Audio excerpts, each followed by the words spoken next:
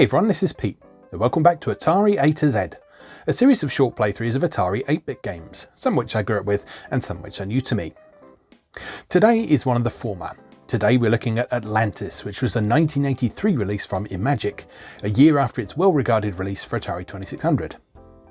The game was inspired by Taito's 1981 arcade game Colony 7, which also inspired Adventure International's Stratus, which we're yet to see on this series.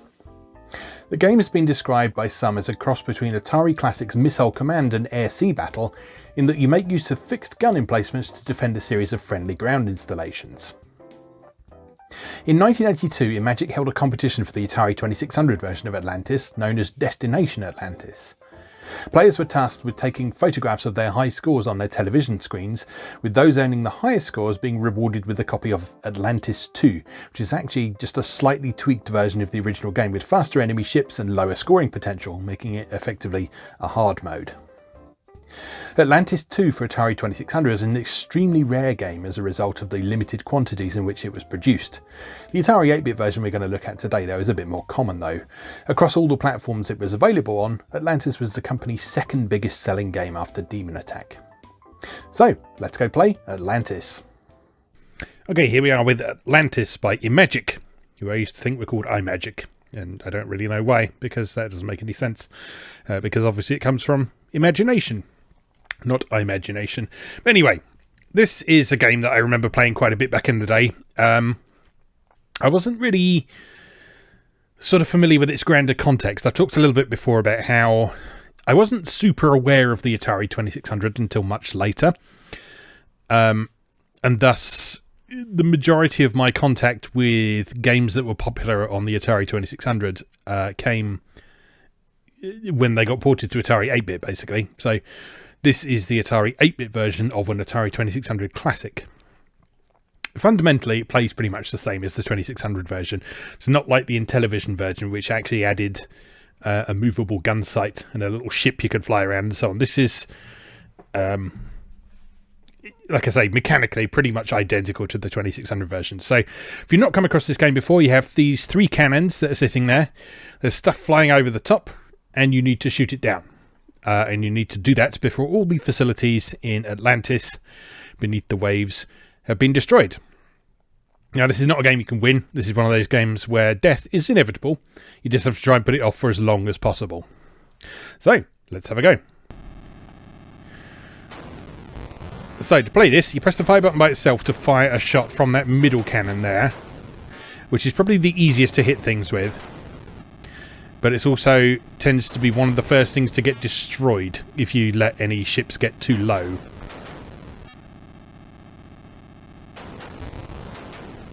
So your alternatives are pushing left to fire at the left cannon, or pushing right to fire at the right cannon. And so those are the only things you can do in this game. You can only fire the left cannon, fire the right cannon, or fire the middle cannon. You don't have a sight to move around like in Missile Command. Just choose where you're going to be firing. You just shoot in those set trajectories. And by making use of those very simple controls, you just have to survive as long as possible, score as many points as possible, and protect Atlantis for as long as you can. So we're doing alright so far, but you'll notice that it becomes a lot quicker very quickly. And then you also get things like those sort of missile type things that move a lot more quickly than the standard ships. They start showing up more frequently as the levels progress. And just the standard speed of the ships becomes a lot quicker as well, as you can see.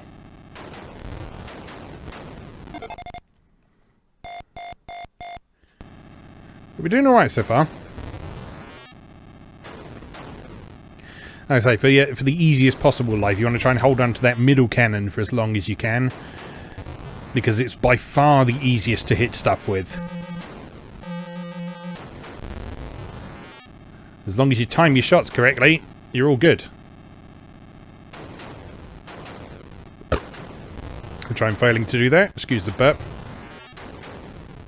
Uh-oh. See, there we go. Middle cannon has now gone. But I scored enough points to get it back immediately, so that's okay. So I believe it's every 10,000 points you get a cannon back. And because I'd already scored 10,000 points and not lost the cannon prior to that point, I got it immediately straight back. Which is nice. That's actually quite similar to how Missile Command works. You can sort of stockpile extra cities, so that when your cities do get destroyed, you can immediately replenish them as long as you finish the level.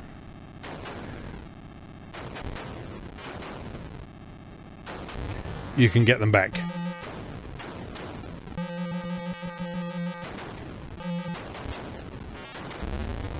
And you'll notice destroying the fast-moving, noisy ones destroys everything else on screen as well. So it's often in your interest to try and prioritise those as much as you can.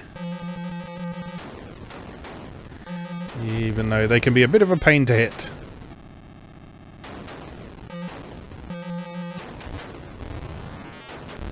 I'm doing alright today. I'm not normally very good at this game. It's one of those games that kind of induces panic quite quickly, as you could probably tell. There's simple mechanics. Early stages are fairly straightforward, but the further you go, the more intense and stressful it gets. Uh-oh. Oh. Oh, lost my cannon.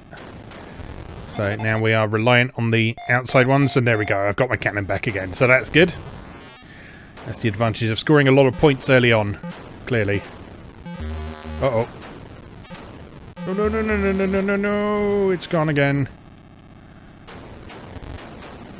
So once you lose that middle cannon, they start taking out things like the glowy batteries on the surface.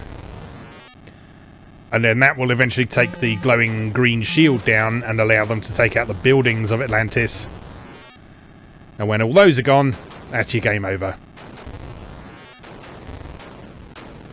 And if you're playing the 2600 version, you'll see a little ship fly off in the distance. And that's the ship in Cosmic Ark, which is the sequel to this game. I don't believe Cosmic Ark ever actually came to Atari 8-bit. But it's a well-regarded game on the Atari 2600. So if you have played Atlantis on Atari 2600 and you want to know what happens next, go play Cosmic Ark, which features an equally futile fight for survival, in which you are doomed to failure.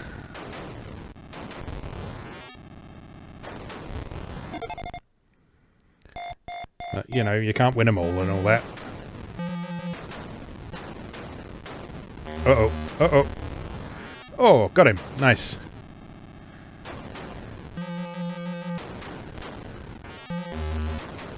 Oh, no. I do well on restoring that middle cannon immediately after getting it destroyed. But we're getting more and more of those speedy bastards now. Nice. Oh god, that goes so quickly now.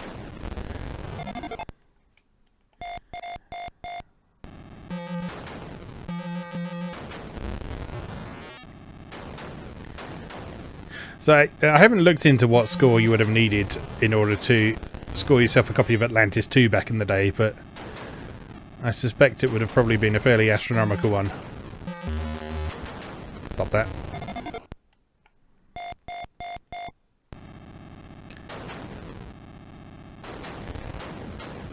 But I'm happy with my current achievements.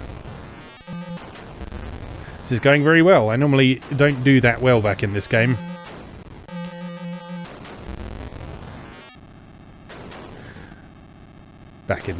Sorry, that was two sentences trying to come out of my mouth at the same time. I didn't do well in this game back in the day, is what I was trying to say. I don't really know why, because it's super simple, and like even for a young kid like me, as I would have been very young when this was out, and when we were playing games on the Atari 8-bit. Obviously, I would have been too young to actually play it at all when it first released, because I was born in 1981, but by the time I was like 5 or 6 or so, I was already playing video games on the Atari 8-bit. I forget exactly when we got the ST.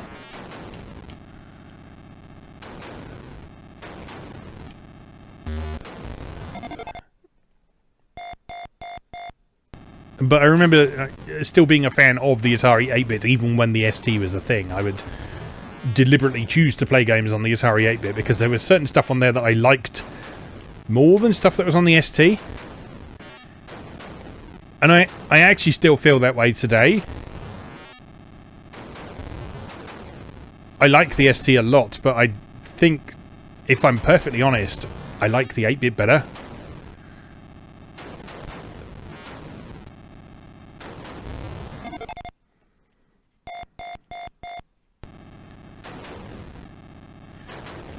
And I mean, there's all sorts of possible reasons for that. Nostalgia, of course. Uh-oh.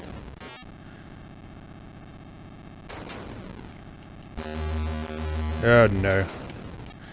Oh, we're really losing these buildings now.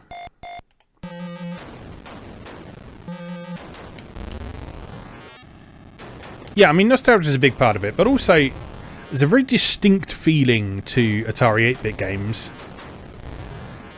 Whereas when the ST came along, I'm not going to say it was generic, because that was still the period when different platforms had unique distinguishing features between them.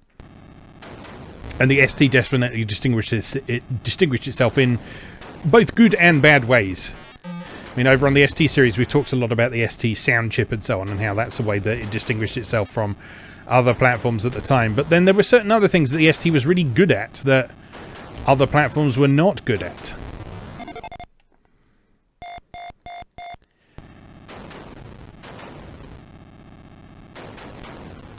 But I just think, looking back on it, I think the platform I spent the most time with, and I guess you'd say made most of an effort to get to know a bit better with programming in BASIC and that sort of thing, and typing in listings from a magazine, that was the Atari 8-bit.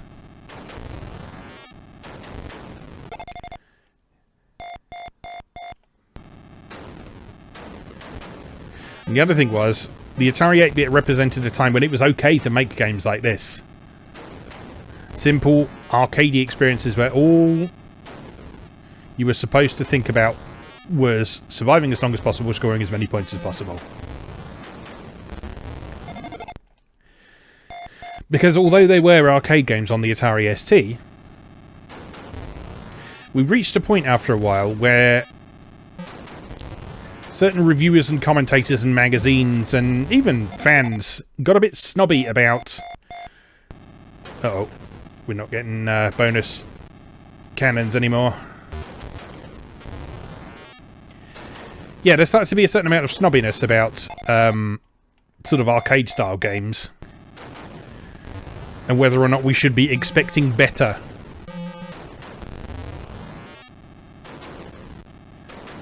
From video games now that we have all this additional power to play with.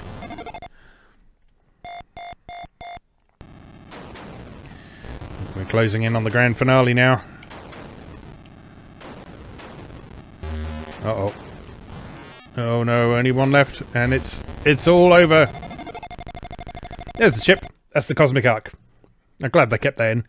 I couldn't remember if they had or not. I remember reading about it and thinking, oh, that's really cool. That's a really nice little touch. But no, they kept that in the Atari 8-bit version as well. That's neat. All right. Do I want to play that again? I think I kind of do want to play that again. What other options have we got? So we press select. We can play 1 or 2 player. We've got easy and hard mode. Let's play hard mode, 1 player. I'm going to go ahead and assume that this just starts us at a later stage, maybe.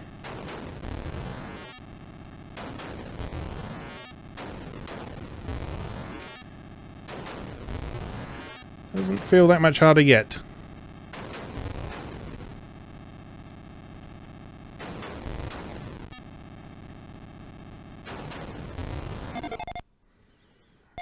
Well, that was alright.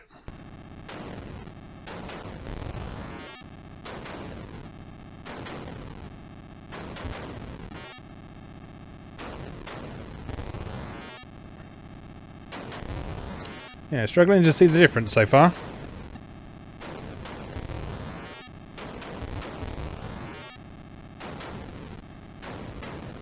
Although I think those ones are moving a bit quicker than they were in the early stages of easy mode. They definitely got to that speed after a few stages of easy mode, but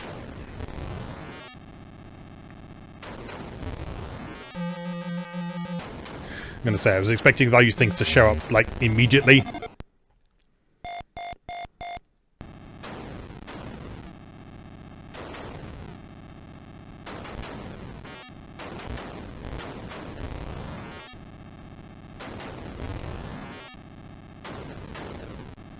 Yeah, this isn't super hard or anything.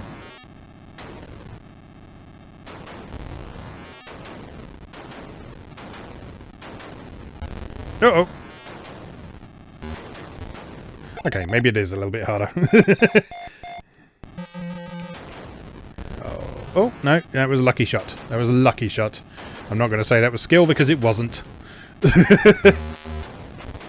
Oh, no.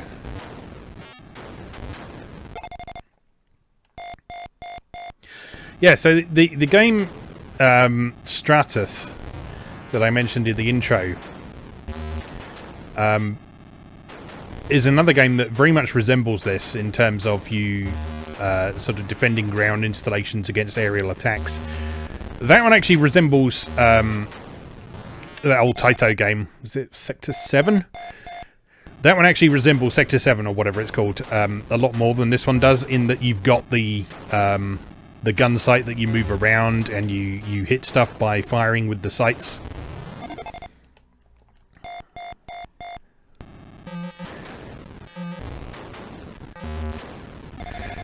Oh, it's all over.